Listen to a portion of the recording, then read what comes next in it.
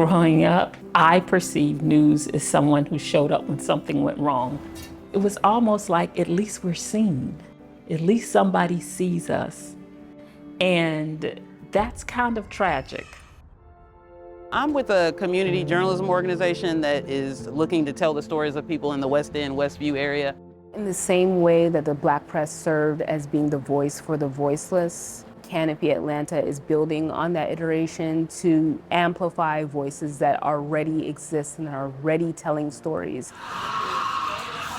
What we hope that Canopy Atlanta accomplishes is that it gives power back to the communities. It's very different from what I am accustomed to as someone who worked in breaking news, crime. How much time do you spend in the West End area? What Canopy basically says is that the community member is the expert. What stories would you like to see more often? Yes, we know the neighborhood is changing and we see that highlighted, but we don't see like the highlights of the people who still are here. Canopy, the title basically symbolizes that the coverage. We have a rubric that very officially uses demographics, income levels, child well-being scores, civic participation, but we also look at communities through the lens of cultural assets, and which communities' stories haven't been told the way Canopy tells them. East Atlanta could mean, for some folks, all the way to Lithonia. We had whiteboards, we had sticky notes. It was literally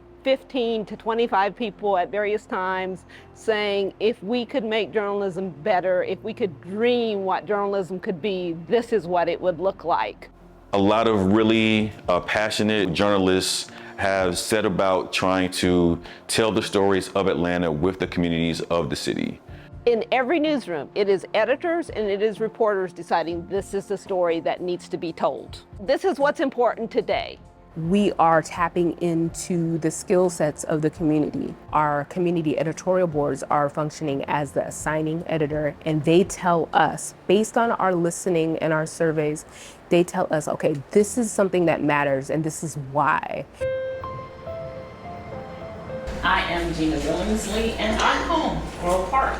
We're not only a newsroom, but we're a training program. I just wrote about having so much more to say about the richness and the complexity of the development we would like to see in this neighborhood. And we teach just the basic tenets, interviewing, fact-checking, story structure, narrative. It is also very, very thorough. Every story is read by 2 editors.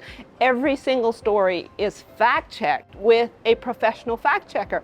It's what we call slow journalism, but it's much needed, and community engagement is at the heart of it. Which of these things is causing you the most stress right now? We focus a lot on enterprise reporting. So housing, childcare, and schools. There's not a lot of quick hits that you'll see on our website, if any, because we've taken the time to get community voices from several folks. And then our last is transportation.